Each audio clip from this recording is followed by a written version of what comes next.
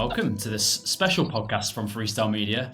After information for this year's Masters National Championships has been released, and joining me to talk through it is Jonathan Saunders of the City of Sheffield Swimming Club, and more importantly in this context, the Masters Working Group.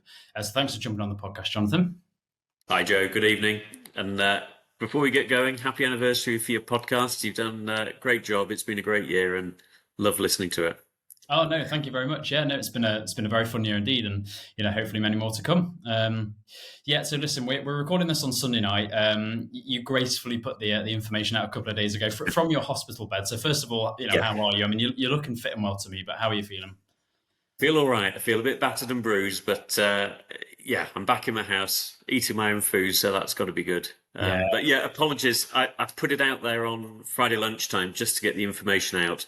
And then when all the questions came in, I was feeling a bit woozy and just thought, I need a couple of days to get my head together. And so here we are to hopefully answer some of the questions that people have posted. No, for sure. Well, it's good of you to come on a Sunday evening, especially when you're not feeling at your best. Also worth mentioning that today was the National Open Water Championships, and I believe there was a medical emergency. So on behalf of everybody at Freestyle Media and of course the Masters Working Group, I'm sure Jonathan, we obviously wish the person involved and their family, all the best. We believe in hospital, so fingers crossed. Absolutely. I think they're in hospital getting treatment. So, we definitely wish them all the best. Yeah, absolutely. Brilliant. Well, look, let's talk about the Masters Nationals Championships then. Coming up in October, of course, Ponds Forge, as it always is. The main point of focus really for this is always the schedule and of course the sheer qualifying times. So let's start with the schedule. The first thing that I sort of noticed that I thought was brilliant actually is that the 800 is now on a Saturday night instead of kind of the last thing on Sunday. That obviously gives us the chance to kind of watch our teammates do the 800 instead of leaving them to it on Sunday. So was that kind of a conscious decision on your part? Absolutely, Joe. We always get the feedback from previous year's events, and in fact, for the really keen people, they will have noticed that we had a committee meeting earlier in the year. I'm trying to think, 1st of December last year, where we discussed feedback from October's competition last year. And one of the themes that we had, among a whole load of things, was the distance events and how the distance swimmers often feel that they're pushed to the start and the end of the competition. My understanding is that originally that was because it was felt that the distance swimmers needed longer to recover between the 1500 and the 800. But, we've taken those comments on board. When we put the schedule together, they were at the start and the finish, and we said we wanted to move them around and put them to the Saturday evening. So, that their teammates will be there to cheer them on, and that they don't have to stay until the Sunday afternoon as well. So hopefully the long distance swimmers appreciate that move. Yeah, I'm sure they will. And I think as well, those guys that say, for example, are doing the 1500 and the 800, they can sort of go out on Saturday night for a dinner with their teammates, potentially having been done for the weekend, or at least having done their main two events, and they can kind of go out and celebrate that feeling with everybody. Yeah, I think it's a good move, and let's bring it forward. I appreciate that they still need a recovery time from a 1500. I watched the World Championships 1500 today, and I felt exhausted just watching it. Yeah. But let's see how we can mix it up in future years. And of course, all of the other sessions, we always look at the mix of races as well. So we try and avoid the 50 fly hitting the 100 freestyle, which is something that happened initially last year, and we changed that around again. So we always move the races from one year to another to change the mix up, but we try and avoid the big clashes. And I know that we won't please everybody, because somebody will always have a clash, but we try and take out the most obvious ones. Yeah, of course. Well, I was going to ask you about that. So there are a number of you, of course, on the Masters Working Group. I'm sure there's other volunteers involved as well. Not only are you on the working group, you're also a swimmer. So, of course, you can put yourself in your own shoes. You don't have to put yourself in somebody else's shoes when you think about the sort of things that you would like to swim. How do you guys collectively come to a decision about where everything's going to be placed? We have to do it as a committee. I mean, we do it as a bigger group, but for this time round, we've used really for Jerome, who's the chairman of the Masters Working Group, myself as the vice chair, Bob Bolton, Christine Goodair, the other committee members, Karen Blois, Lisa Yates, and Stuart Horton, have been involved. But we've also had Bernie Buck, who is the chief recorder, Tony Ward, who's the event director, and Alan Rowson, who does famous for the Rowson formula. So, there's a mix of people, and just that mix of events is suggested. And then we look at it in a kind of common sense. A lot of these guys have done championships before in terms of organise them. For me as a swimmer, I'll look at them and see if there's any obvious clashes as well. Yeah. But you have to take off your own personal races. I know the ones that I like to race, but you have to look at the clashes. I have to put myself in the heads of my other teammates and know what races they like. Yeah, I guess a lot of it as well is just looking for obvious themes. Like you say, if you're going to sprint a 50 fly, the chances are you're going to sprint a 53 as well. Those two kind of go Absolutely. hand in hand. So I suppose it's the obvious themes as well, isn't it? But let's talk about qualifying times now, because of course it's the first time we've brought qualifying times in terms of a phase 1 and a phase 2, should I say? So this also happened at the British Champs earlier this year, which I know is a totally different committee. But was it a decision made based on trying to get a better spread of swimmers? Like how did you guys come to that decision? Yeah, I mean, we're really fortunate. Master swimming is becoming so popular. The British Champs this year sold out. The October Championships last year sold out. One of the things that we wanted to do is the national championships are one of the highlights of the year. And we want to make sure that the fastest swimmers, it's always a trade-off between having the fastest swimmers being able to compete, but having inclusivity where we want all master swimmers to be able to compete as well. And that's really the reason that the British Champs have a 2-phase entry system. And that's the reason we wanted a 2-phase entry system. So how we've set it this year is that the phase 1 entry times are roughly set at 50% of the results from last year. So if there were 20 people in a certain age group for the 50 freestyle, the top 10 or the cutoff time for phase 1 would be at around about the 10th or 11th person. So effectively the top half of the finishers from last year should be able to enter as phase 1. Now, I know that probably won't be exactly true for all of those times, but that's what we're looking at. And then the phase 2 time, we've looked at the 2022 consideration times in the British Championships, adjusted them for short course, and that's what we've gone for. Yeah, I like the point you made around the best swimmers kind of having the chance to enter in phase 1, but obviously the trade-off of inclusivity as well, because that's of course very, very important. But I have to say the nationals is the one and only competition that I tend to do each year where I sit there and I think, obviously, as it is for all of us, you go there, then the important thing for you is your races. But for me, I love watching fast swimmers. That's what I'm there Absolutely. for. I'm there to watch people get records and all the rest of it. So I want to see the top swimmers there. I want to see as many people there as possible. And I want to see people getting their own PBs, no matter what kind of level they're at. But I want to see those guys and girls going crazy times. That's what it's all about. Absolutely. And we want them there. They've got a chance to enter. I think to some extent they've got a right to enter because they are the fastest people in the country in their age group. We don't want them excluded because they happen to be on holiday when entries opened and they were slow with the mouse. They might be the fastest in the pool, but if they're slowest with the computer and they miss out, I just think that would be a shame.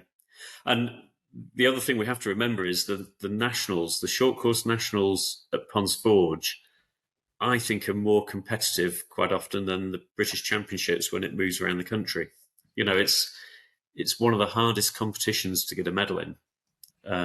So it's very popular, but we need to make sure we've got that mix of letting the fastest guys enter, but making sure we've got that inclusivity as well. Yeah. One of the things that, we talked about this just before we hit record, actually, was the results coming out. The information coming out kind of, a good 3-4 months before the actual event takes place. And that's a very important thing because, of course, what it means is there is chance to kind of maybe take people's feedback or notice small typos along the way, and there has been a couple of errors that people have spotted, which is par for the course, but that's exactly why you guys do these things early, isn't it? Absolutely. I think one of the things has been spotted by a few people. Even one of the swimmers in my squad is the ladies 400 free 25 to 29. Seems to be a typo. That's something we'll look to correct and send a revision out. But there's a lot of work goes into these times. Alan Rowston has also kindly come up with a heat map that's looked at every single one of those phase one qualifying times and compared it to the world record for that age group for that event. And that picks up any anomalies as well. So they are tough phase one times. I won't make any apologies about that. They are difficult, but they're there for a reason. And then the phase two times are far more inclusive. So personally speaking, I think they're about right. For my main events, I hit the phase one times. For breaststroke and backstroke, I don't, but then I'd be really surprised if I did. I think they're probably set about right. I think one of the other comments to address, Joe, is I know there's a couple of people are concerned that they don't meet the phase one times, and then by the time they come to enter in phase two, that the events will be sold out. Yeah. That was a problem specific to the British Championships, and I don't think that'll be a problem this year. One reason is, as we've already said, the phase one times will only take 50% of last year's entries. So by default, it shouldn't be sold out because you've only got half the field able to enter at phase one. The other reason, British Championships sold out, it's a long course meet. They've only got the one pool.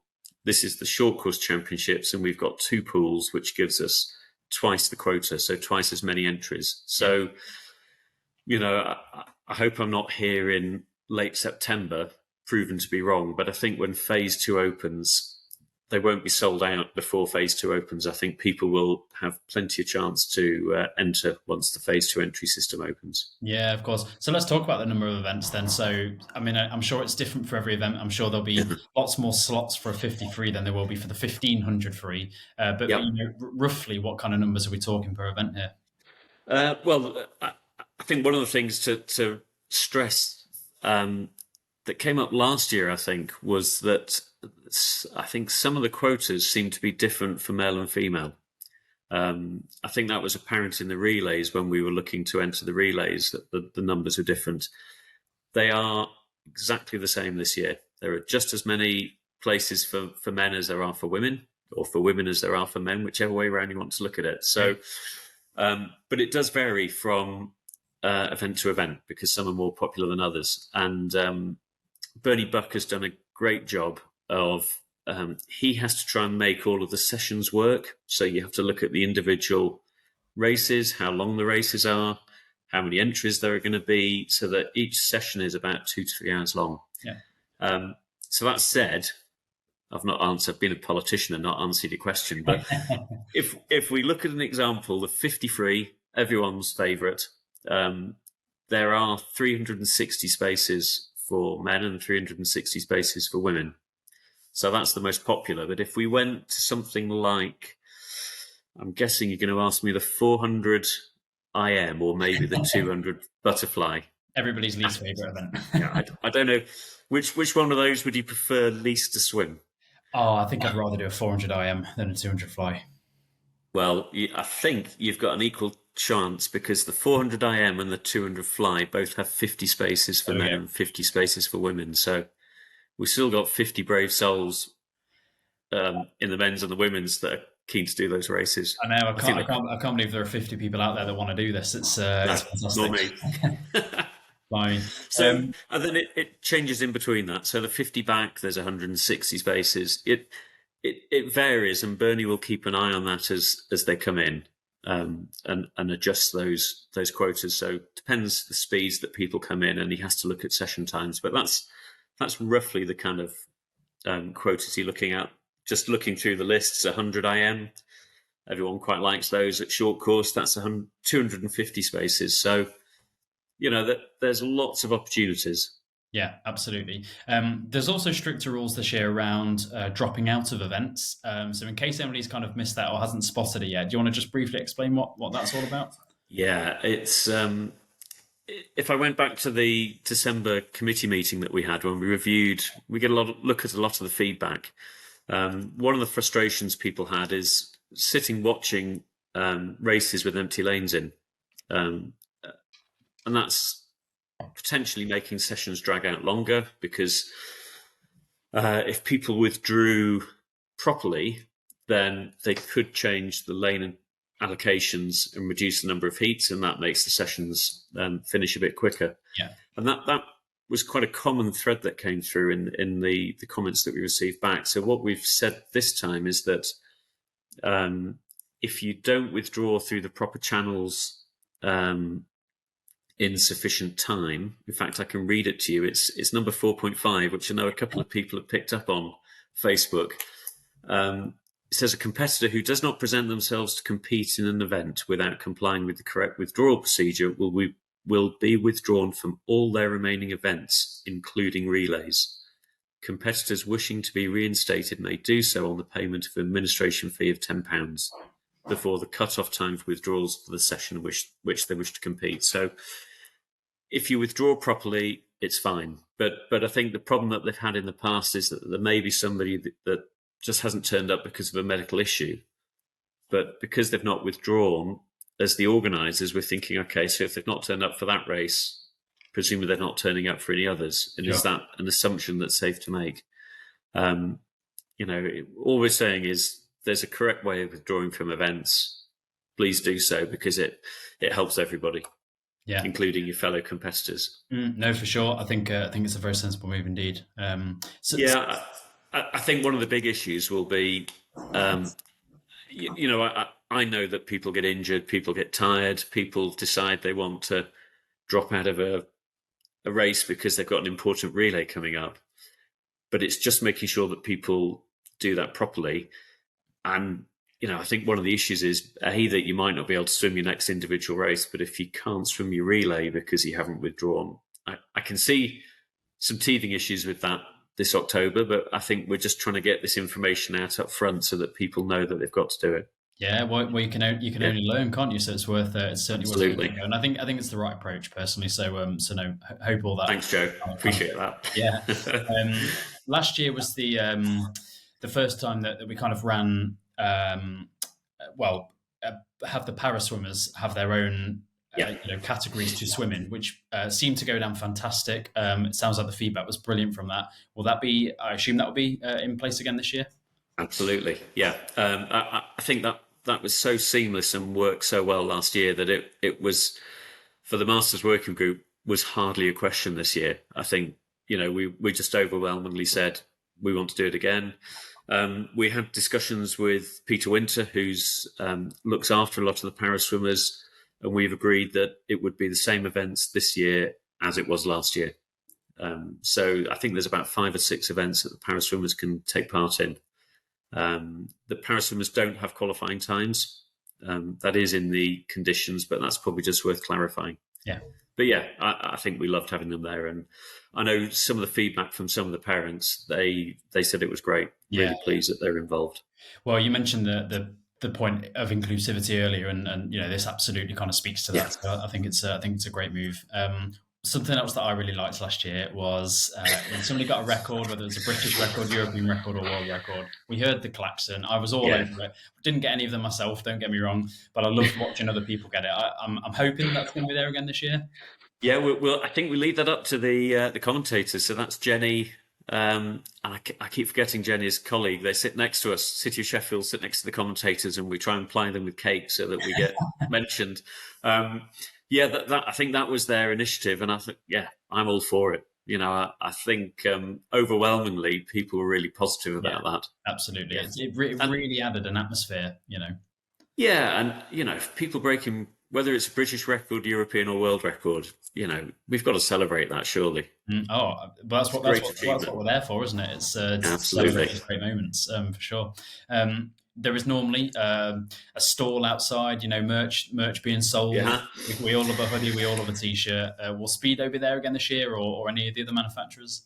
I hope so. My understanding, I think, is that Speedo are currently the suppliers to Swim England, so I'm sure there will be a shop there, and I'm hoping there's a proper event merchandise. So my teammates will all tell you that I love my event merchandise. You can see I've got my one from Rome on.